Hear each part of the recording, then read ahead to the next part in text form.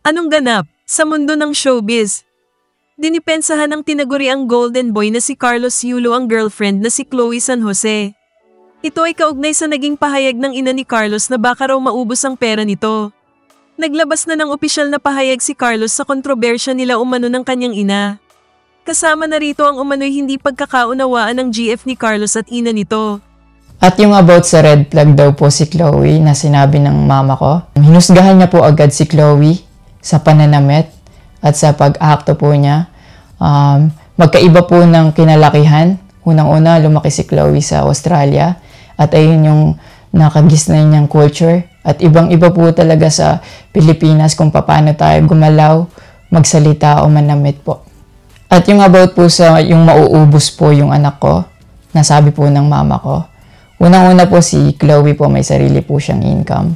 Lahat po ng nakikita niyong gamit o yung pag-travel niya kung saan-saan po. Galing po yun sa pinagpaguran niya po. At bakit naman po ako mauubos? Gaya nga po ng sinabi ko, si Chloe po may sarili po siyang income. And lahat po ng bank account ko po nasa mama ko po. At may mga instances po talaga na si Chloe po yung sumasalo sa akin that time po. Bukod sa incentives po, nasa kanya din kasi yung bank account ko sa monthly allowances sa pag-gymnastics ko. And nung nakuha ko na yung bank account ko po na yun, doon ko po nalaman na inuubos niya po yung laman nun. And nasa akin po yung mga bank statement ng withdrawal po na ginagawa niya po. Sabi niya pa nagsimula daw yung hindi namin pagkakaintindihan dahil kay Chloe daw po. Opo, totoo po yun. Dahil ever since unang-una pa lang, ayaw niya na kay Chloe kahit hindi niya pa po nakikita or nakikilala in person. And mas nagkalabuan po kami nung naglagay po ako ng boundaries sa relationship ko. Kasi pinaglaban ko po si Chloe dahil gusto ko po siya. Yung about sa training camp na kinikwento niya na si Chloe dapat wala na daw doon, sabi ng former coach ko pagdating nung dalawang magte-training camp doon. Usually, kapag magte-training camp kami, palaging naka-hotel. And miscommunicated yon na doon pala sila sa akin na mag-i-stay. Hindi rin totoo na pagpunta nila doon, nung dalawang bata, dapat wala na si Chloe kasi sabay-sabay silang pumunta doon. Actually, nagulat pa yung former coach ko kasi nandun si Chloe. Minelcome naman namin sila talaga. Nag-prepare kami para sa kanila. So, hindi ko alam kung bakit ganun yung mga sinasabi niya. At yung sinasabi niya po na yung dalawang bata po dahil si Chloe andun, yung nakabalandra daw yung puwet po. Bilang nakakatandang kapatid po, bilang boyfriend ni Chloe po, at bilang ate at kuya po, kami po like, aalagaan po namin sila. Hindi namin po gagawin yung mga iniisip niya na ganon ang dumi niya mag-isip at hindi appropriate yon para sa akin at disrespectful yon actually sa akin and kay Chloe po. And yung sinasabi niya na so dapat wala daw pong outsider or guest po doon sa apartment ko po.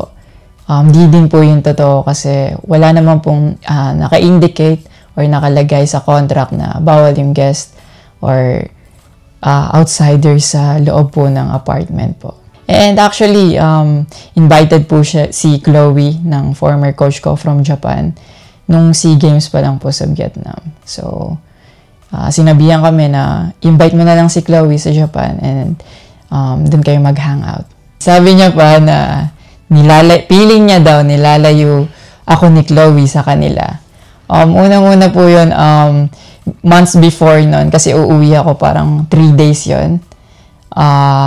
Sinabihan ko na sila na mag-i-spend time ako kay Chloe. Nagpunta kami sa Baguio.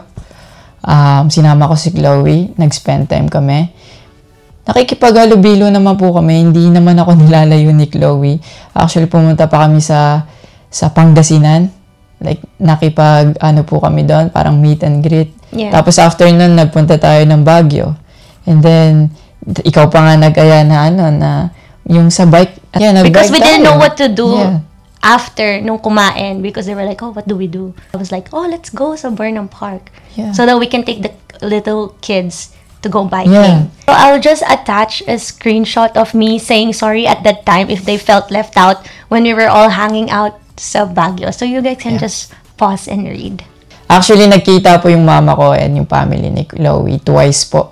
And then, yun, nag-usap po sila. And the last resort, my family made a group chat na kasama everybody involved because my family wanted to address kung ano yung issues ni mom mo towards me. Yeah, kasi marami na siyang pinapost. Yeah, madami na siyang pinapost. And even though my family knew na madami na siyang pinapost, my family still welcomed them, treated them with respect, and with no judgment na pinaringgan nila yung side ng mom mo, what she had to say about me and our relationship. And then, after the group chat, she left, your mom left, and wala siyang narinig anything from my family. Narito naman yung video interview ng Bombo Radyo sa nanay ni Carlos tungkol kay Chloe.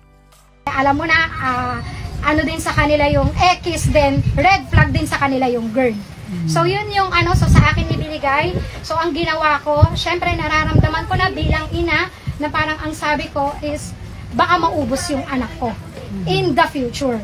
So ang ginawa ko, inano ko siya, dineposit ko siya under my name sa BPI account dito sa may BPI dito sa may Vito Cruz. Then pinahold ko siya, ginawa ko siyang bond for credit card. Na nung nagkaroon kami ng diskusyon ni Kaloy, pinuntahan ko agad yung BPI kung paano ko siya pwedeng isoli yung credit card para ma-withdraw ko yung pera niya. So unfortunately, kailangan ko ng 2 years para ma-withdraw ko siya.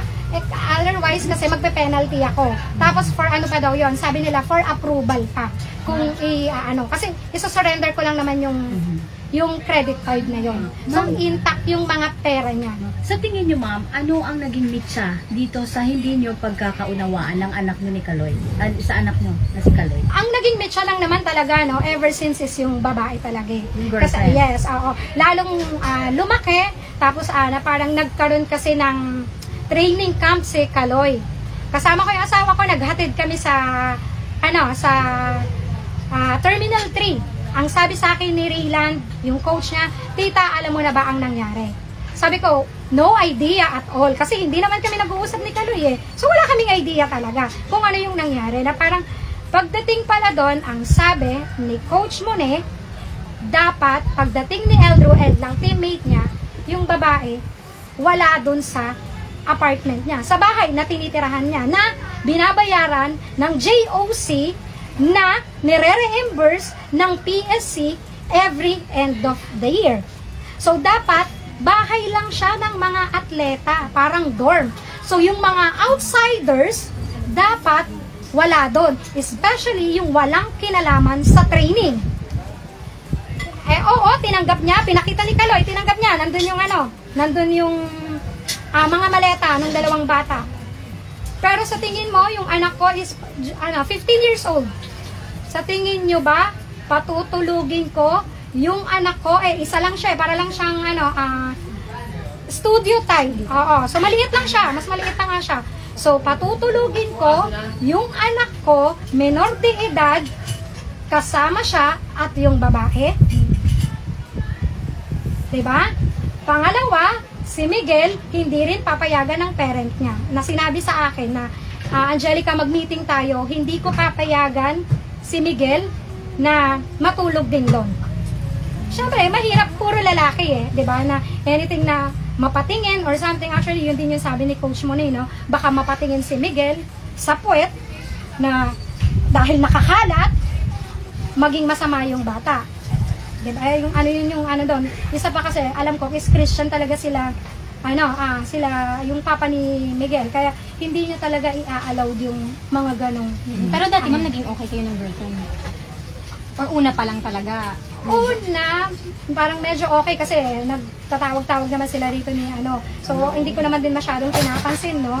Na parang okay lang, na parang then nung nagkita kami rito, tapos parang feeling ko, nilalayo niya sa amin si Kaloy na, oo, alam ko gusto niyang makasama si Kaloy. Gusto rin siyang makasama ni Kaloy. Pero syempre kasi, pamilya kami, kumbaga parang matagal din namin siyang hindi nakasama because sa pandemic, di ba? Ilang yon. So syempre, kung siya, gusto rin siyang makasama ng girl, how much more kami na pamilya niya na gusto rin siyang makasama.